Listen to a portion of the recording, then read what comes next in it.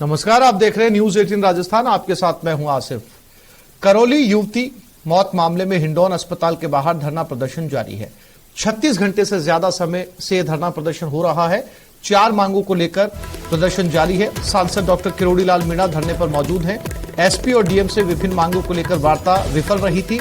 BJP नेता, ग्रामीण और परिजन धरना स्थल पर मौजूद है। आरोपियों की तलाश में पुलिस की 5 टीमें जुटी हुई हैं। संदिग्धों से पूछताछ में पुलिस जुटी हुई है।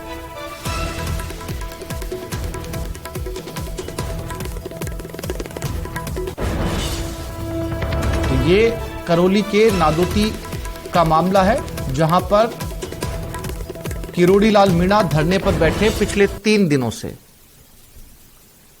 बताया जा रहा है कि एसपी और कलेक्टर दोनों के साथ बातचीत हुई, लेकिन दोनों बार ही वार्ता विफल रही थी।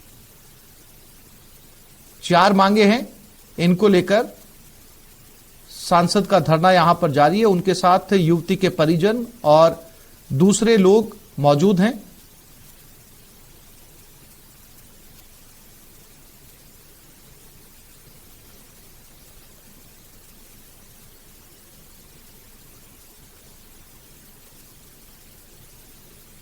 और धर्मेंद्र हमारे साथ करौली से जुड़ गए। धर्मेंद्र, क्या अपडेट इस पूरे मामले को लेकर? कौन सी मांगों पर असहमति बन रही है? देखिए, बताना चाहूंगा आपसे कि लगभग 36 घंटे से अधिक समय हो गया धरना प्रदर्शन हिंडौन हॉस्पिटल में चल रहा है। यही जो मृतक युवती है, उसका 2 बार पोस्टमार्टम कराने के बाद शव भी हिंडौन मोर्चरी में ही रखा हुआ है। मांग जो है वो 50 लाख रुपए की आर्थिक सहायता, आरोपियों की शीघ्र गिरफ्तारी के साथ ही परिजनों और जो ग्रामीण है उन्होंने आरोप लगाए थे कि जब युवती के परिजन एफआईआर दर्ज कराने थाने गए थे तो वहां एफआईआर दर्ज नहीं की गई और उन्हें टरका दिया गया था। तो जो दोषी आरोपी हैं, उन पुलिसकर्मी, उनके खिलाफ भी कार्रवाई की मांग की जा रही है और मेन जो मुख्य मांग है, इसी को लेकर पेज अड़ा हुआ है। इसके साथ ही परिजन, जो युवती के एक परिजन है, उनको सरकारी नौकरी की भी मांग कर रहे हैं। कल भी जब इस मांगों को लेकर वार्ता हुई थी, लेकिन वार्ता विफल रही। इसके बाद धरना स्थल पर गहमा गहमी का दौर चलता रहा और रात भर डॉक्टर किरोड़ी लाल मीणा परिजन और भाजपाइयों के साथ अभी भी धरना स्थल पर डटे रहे हैं और धरना प्रदर्शन जारी है। आज भाजपा के जो प्रदेश प्रभारी हैं अरुण सिंह जी, उनके भी इंदौर पहुंचने का कार्यक्रम है। इसके साथ ही बसपा कार्यकर्ताओं द्वारा रैली निकालकर ज्ञापन सौंपने का कार्यक्रम है और अलग अलग संगठन और जो राजनीतिक दल है उनके द्वारा भी प्रदर्शन जारी है। जी आसिफ। धर्मेंद्र, आज बात बनने के आसार हैं? देखिए, लगातार प्रदर्शन, जो चर्चाएं और वार्ताओं का दौर चल रहा है, लेकिन जब तक जो धरना प्रदर्शनकारी है उनका कहना है कि जब तक दोषी जो पुलिसकर्मी उनके खिलाफ कार्रवाई नहीं हो और जो गिरफ्तारी है आरोपियों की वो नहीं हो, साथ ही आर्थिक सहायता और जो अन्य मांगे वो पूरी नहीं होंगी, तब तक उनका कहना है कि धरना प्रदर्शन जारी रहेगा। इसलिए अभी जब तक इनकी मांगों पर सहमति नहीं बनेगी, तब तक ये कहना जल्दीबाजी होगी कि आज इसका समापन हो सकता है। जी आसिफ। जानकारी के लिए धर्मेंद्र, आपका धन्यवाद।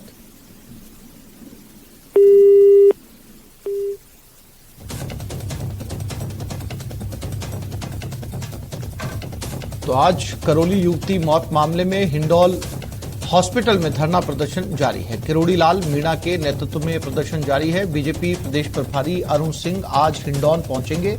सुबह 11 बजे धरने प्रदर्शन में वो भी शामिल होने जा रहे हैं। करीब 30 घंटे से ये धरना प्रदर्शन चल रहा है।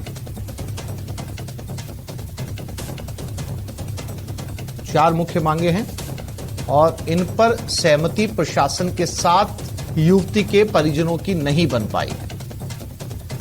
अब खुद अरुण सिंह भी पहुंच रहे हैं, प्रदेश प्रभारी बीजेपी, वो भी इस धरने प्रदर्शन में शामिल होंगे।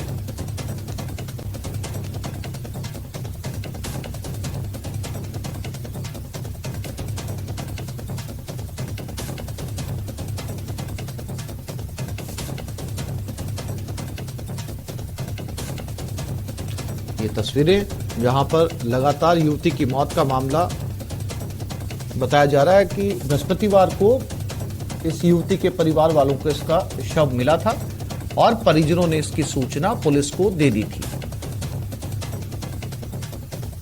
इसके बाद परिजनों का आरोप है कि पुलिस ने एफआईआर ही दर्ज नहीं की। इस संगीन मामले में गुरुवार को ही शव का मेडिकल बोर्ड से फिर पोस्टमार्टम हुआ। और गुरुवार शाम को ही किरोड़ीलाल मीणा हिंडौन पहुंच गए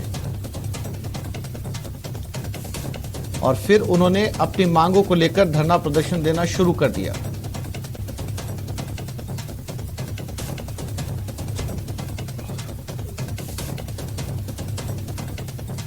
और सीएम गहलोत एक बार फिर से सौगात देने जा रहे हैं। शहरी निकायों को 1528 करोड़ की सड़कों का शिलान्यास वो करेंगे। सीएम वर्चुअली करेंगे सड़कों का शिलान्यास। पीडब्ल्यूडी मंत्री भजनलाल, यूडीएच मंत्री धारीवाल भी इसमें मौजूद रहेंगे। जिलों से कई विधायक भी वीडियो कॉन्फ्रेंसिंग के जरिए जुड़ेंगे। करीब 4000 से ज्यादा कार्यों का शिलान्यास होगा। कई सड़कों का भी नवीनीकरण होगा।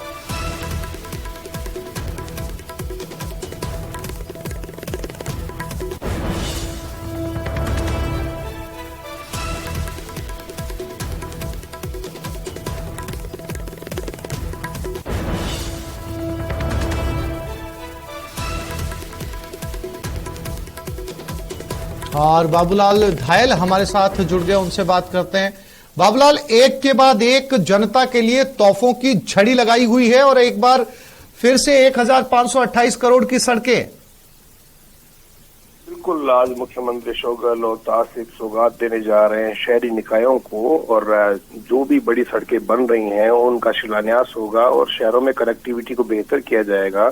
शहरों का जो इंफ्रास्ट्रक्चर है उसको और मजबूत करने की दिशा में अशोक गहलोत की सरकार का एक बहुत बड़ा कदम है। चुनावी साल है और 3 महीने बाद में आचार संहिता लगने की संभावना है। ऐसे में जो शहरी मतदाता है उन पर सरकार का फोकस है और सरकार चाहती है कि शहरों का जो वोट, अधिकांश जो वोटर है शहरी, वो बीजेपी का वोट माना जाता है। तो उस वोट को अपने करीब रखने के लिए, उस वोट में सेंधमारी करने के लिए और उस वोट को कांग्रेस के साथ बनाए रखने के लिए कांग्रेस पार्टी बहुत ही सोच समझकर इस मर्तबा प्लान कर रही है। और इसी कड़ी में शहरों में आज सड़कों के शिलान्यास होंगे, कई जगह उद्घाटन कार्यक्रम है, सीएमआर में कार्यक्रम होगा, शांति धारीवाल उसमें मौजूद रहेंगे, पीडब्ल्यूडी के मंत्री हैं भजनलाल जाटव वो मौजूद रहेंगे। तो बहुत कुछ सोच समझकर सियासी समीकरणों को साधने की एक कोशिश है अशोक गहलोत की और हर दिन वो ऐसा कुछ नया करके अपने विरोधियों को चौंका रहे हैं। और साथ ही कांग्रेस पार्टी के जो कार्यकर्ता हैं, जो नेता हैं, उनको ये एहसास करा रहे हैं काम बहुत हो रहा है, यकीन रखिए सरकार हमारी रिपीट हो सकती है।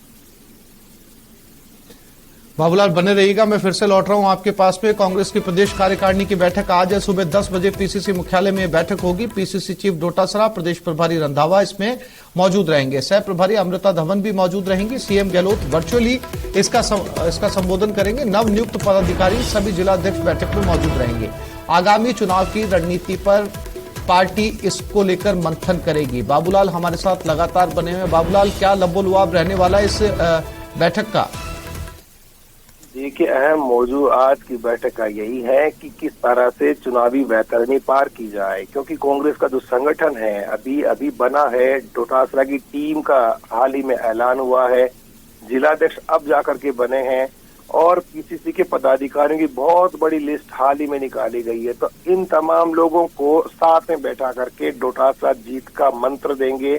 मुख्यमंत्री अशोक गहलोत का वर्चुअली संबोधन होगा और पार्टी किस तरह जीत सकती है, धरातल के हालात क्या है, तो पीसीसी के पदाधिकारी और जिलाध्यक्ष साझा रणनीति बनाएंगे, बताएंगे कि इस जगह पर ये कमी है, यहाँ पर सुधार की दरकार है, यहाँ पर जो है सरकार के जो दी हुई घोषणाएं हैं, सरकार का किया हुआ काम है, जो सौगातें हैं, उसको और ठीक ढंग से जनता के बीच में कैसे लेकर जाया जाए। सुझाव भी दिए जाएंगे, राय मशवरे होंगे और दिन भर चलने वाली बैठक में जीत का संकल्प लिया जाएगा। जब बैठक खत्म होगी तो तमाम जो कार्यकर्ता हैं, जो पदाधिकारी हैं, जो जिलाध्यक्ष हैं, उनको एक ही वादा करके यहाँ से भेजा जाएगा कि अब जब आप लोग आए तो जीत का संकल्प जो है वो पूरा करके आपको आना है।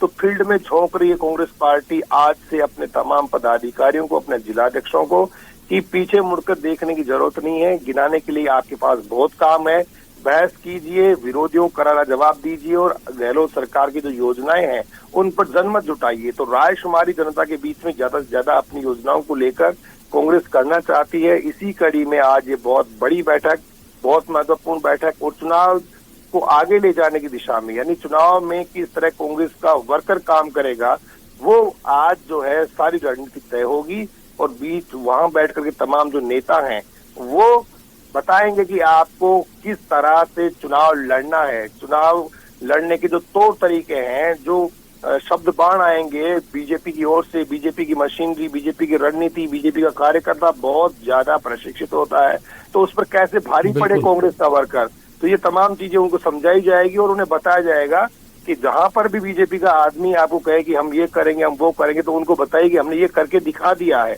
तो इसी दिशा में आगे बढ़ रही कांग्रेस पार्टी। ऐसी बड़ी बैठकें होती नहीं है और ये आज पहली बैठक है, क्योंकि डोटासरा की टीम अभी बनी है, इसलिए उनके सामने चुनौतियां बहुत ज्यादा है, चुनाव में वक्त बहुत कम बचा है। ऐसे में जब ये वर्कर, ये जो कार्यकर्ता जब जनता के बीच में होंगे, तो ये प्रदेश के नेतृत्व का मैसेज क्या है, पैगाम क्या है, वो लेकर के और मतदाता के बीच में जाकर के और कांग्रेस के साथ में जनता को बनाए रखने की कोशिश करेंगे। तो गुरु मंत्र क्या होगा डोटासरा का, सीएम उनको क्या संदेश देंगे, इस वक्त सबकी निगाह बनी रहेगी। और इस बैठक का इम्प्लीमेंटेशन जल्द नजर आएगा बाबूलाल? जी बिल्कुल है, क्योंकि जयपुर में जो जिलाध्यक्ष आएंगे वो उत्साह जोश के साथ आएंगे और जब वो मुख्यमंत्री से रूबरू होंगे, जब वो डोटासरा के साथ बैठ के लंच करेंगे, जब वो सुखजिंदर रंधावा के साथ में बैठेंगे, तो उनको ये एहसास होगा कि कांग्रेस पार्टी अब रिवाज को बदलने जा रही है। राज बदलने का जो यहाँ पे परंपरा है 5वें साल में, उस रिकॉर्ड को तोड़ना है कांग्रेस पार्टी को, तो वो बड़े जोश के साथ आएंगे। अगर डोटासरा, रंधावा और सीएम गहलोत आज उनको कुछ खास बता पाए, आज उनको कुछ नए टिप्स दे पाए, तो ये एक तरह से उनका मनोबल बढ़ेगा और उनको लगेगा कि नई सरकार आएगी। और बाबूलाल जी जानकारी के लिए बाबूलाल आपका धन्यवाद। और ये बड़ी खबर राजधानी जयपुर से, सरकार के कर्मचारियों को सरकार तोहफा देने जा रही है। कर्मियों और पेंशनर्स के डीए में बढ़ोतरी होगी। 5वें वेतनमान के तहत 16% डीए बढ़ाया जा रहा है। 396% से बढ़कर अब डीए 412% तक पहुंच जाएगा।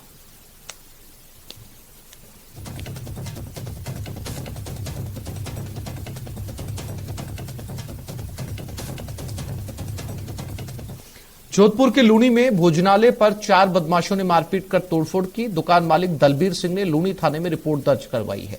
चारों युवक दुकान पर शराब पी रहे थे। दुकान मालिक के मना करने पर गाली गलौज करने लगे। टोकने पर दुकान मालिक के साथ मारपीट और दुकान में तोड़फोड़ की। एक युवक के हाथ में पिस्तौल होने की बात सामने आ रही है। जाते समय कार से बाइक को टक्कर मारकर दुकान पर फिर आकर तोड़फोड़ करने की धमकी दी। ये जोधपुर लूनी की घटना है। बताया जा रहा है कि एक ढाबे के ऊपर ये मारपीट हुई है और यहां जो सीसीटीवी लगा हुआ था उसमें ये घटना रिकॉर्ड हो गई। फिलहाल पुलिस के हाथ खाली है।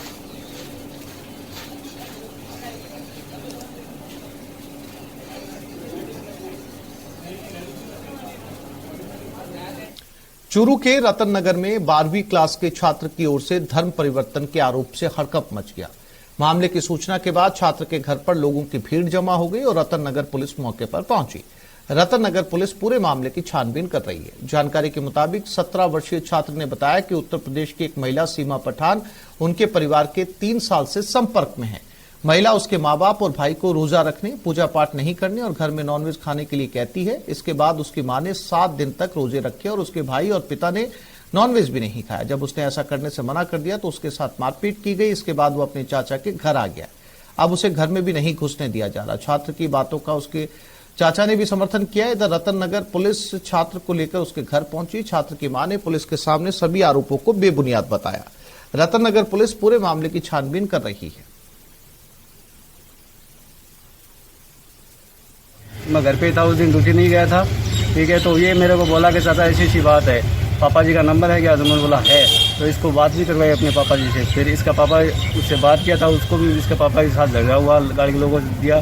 फिर इसने इसका पापा मेरे को बोला इसको घर भेज दे। तो माँ के साथ इसको घर में भेजा था, लेकिन इसको वापस घर से निकाल दिया। 3 बार इसको भेजा मम्मी के साथ, लेकिन इसको निकाल दिया। मम्मी को से भी गाली गलौज की इसकी मम्मी ने और सब बात क्लियर हो गई। वहाँ पे हुआ था ना, तब बोला इसको अगर तुम यहाँ क्या लेने के लिए है, जहाँ गया था वहीं वापस चला जा। सीमा पठान ने हमारे घर के पास मारा बे हमारे घर आया और घर कई रोजा रखने ताकि बसुख शांति रसी भी के खातर हमारे मम्मी रोजा रखा 7 रोजा। और हमारे घर का ना वे फोर्स करे हो मीट और अंडा खाने खाते क्या से तार प्रोटीन में शेर वगैरह वगैरह बताते हैं और मन खाने से कहे जो मैं मना कर दिया मना कर सर मेरे साथ मारपीट करना से मैं हत्या चलती। मारपीट कौन कौन करी? सीमा पठान और मेरी मम्मी मेरा भाई।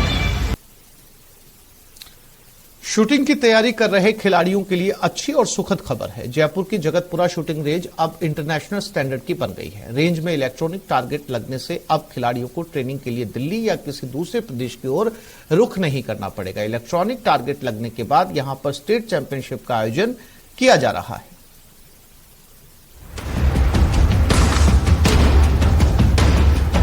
ये सधे हाथ और लक्ष्य पर टिकी नजर भारत को निशानेबाजी की दुनिया में चमकाने के लिए तराशे जा रहे हैं। मौजूदा दौर की तकनीक से महरूम राजस्थान के निशानेबाज अब जगतपुरा शूटिंग रेंज में इलेक्ट्रॉनिक टारगेट पर निशाना साध रहे हैं। दरअसल पहले मैनुअल टारगेट पर निशाना साधना पड़ता था, जो राजस्थान के खिलाड़ियों को दूसरे खिलाड़ियों से पीछे रखता था।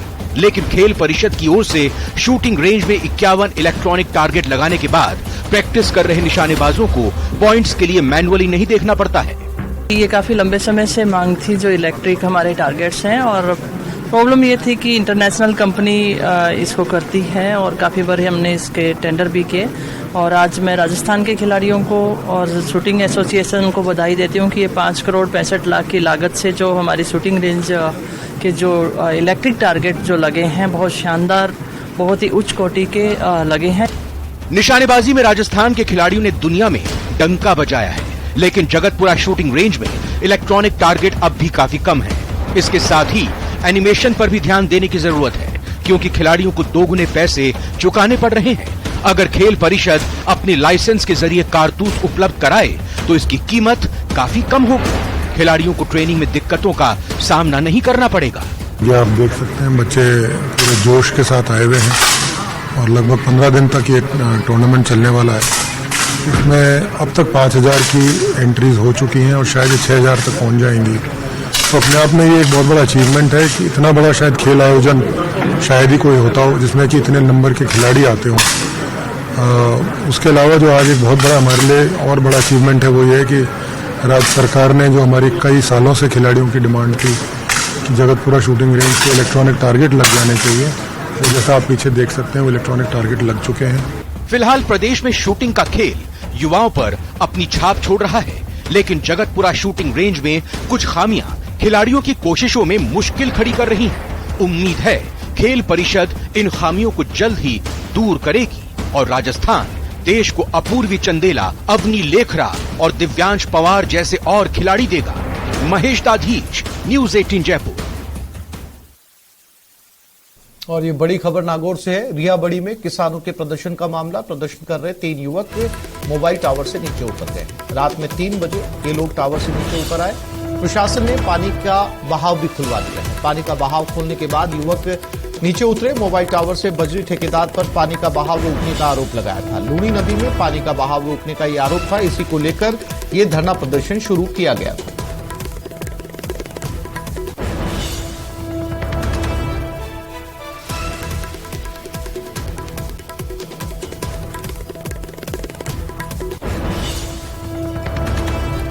नागौर के रिया बड़ी का मामला है। कुछ किसान टावर पर चढ़ गए थे। इनका आरोप था कि जो लूणी नदी है उसके बहाव को कुछ लोगों ने रोक दिया था, जिससे उनको नुकसान हो रहा था। और महेंद्र हमारे साथ नागौर से जुड़ गए, उनसे बात करते हैं। महेंद्र, क्या अपडेट इस पूरे मामले को लेकर? देखिए, इस पूरे मामले में रात्रि में 3 बजे के करीब ये सहमति बन पाई है और जिस मुद्दे को लेकर ये पूरा जो प्रदर्शन हुआ था उस मुद्दे का एक बार प्रशासन ने समाधान कर दिया। दरअसल लूणी नदी क्षेत्र में जो पानी का बहाव आलनी आवास की तरफ होता है उसकी जो उसे वहां पर रपट बोलते हैं, वहां जो नाला खोल दिया गया है और इसी कारण अभी पानी का जो बहाव है वो इस तरफ आलनी आवास की तरफ आएगा। इसी को लेकर ये आंदोलन शुरू हुआ था और 3 युवक टंकी पर चढ़ गए, टावर पर चढ़ गए थे।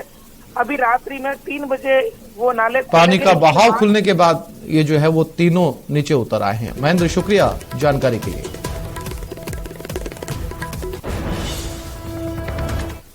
और राजधानी जयपुर से ये खबर, आज सुबह दिल्ली के लिए रवाना होंगी राष्ट्रपति द्रौपदी मुर्मू। सुबह 10 बजे विशेष विमान से रवाना हो जाएंगी। अभी राजभवन में राष्ट्रपति द्रौपदी मुर्मू मौजूद हैं। 3 दिवसीय दौरे पर थी राष्ट्रपति और आज तीसरा दिन। और ये खबर जैसलमेर से है। पोखरण का दूसरे दिन भी बाजार बंद है। चोरियों का खुलासा करने की मांग की जा रही। व्यापारी की दुकान में चोरी हुई थी और इसी से व्यापारी उग्र है। एसडीएम दफ्तर के आगे टेंट लगाकर धरने पर बैठे व्यापारी। पोखरण के बाजार भी अनिश्चितकाल के लिए बंद कर दिए गए। व्यापारियों को शहर के लोगों का समर्थन मिल रहा है। पुलिस प्रशासन के खिलाफ व्यापार मंडल ने मोर्चा खोल दिया है।